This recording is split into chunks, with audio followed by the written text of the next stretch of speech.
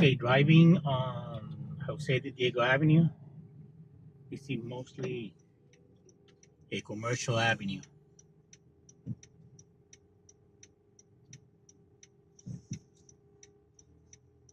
They got all sorts of businesses, furniture, mechanic, tire stores, paint stores. You name it, you can find it here. See, there's a restaurant called Rodaballo, which is a type of fish. I forget what it is in English now. But look, a lot of these businesses are closed. So that's come on. Okay, make up your mind, baby. Oh, fuck.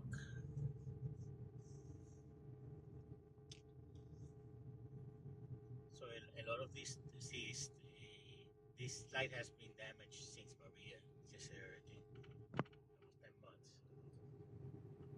So you see all sort of businesses here, like little markets, and but if you look, a lot of the businesses are closed, shuttered down for rent.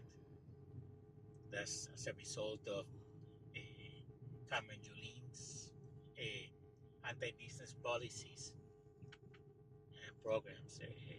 As a matter of fact, that she's a well-known socialist, an admirer of the sanguinary Castro Brothers and the homicidal Maduro government in Venezuela. That's where she wants to take. That's the path she wants Puerto Rico to go down.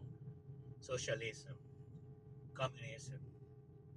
So if you look at her friends, when she goes to New York, like the New York City ex-council member, whatever she was, Vivarito, another commie, leftist. They call themselves progressive, but they want the power to themselves. They want to negate private enterprise. Look at this guy.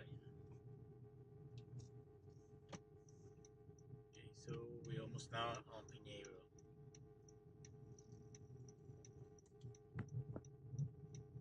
There's a shortcut to Pinheiro from Morelia, but the light is still damaged from the hurricane.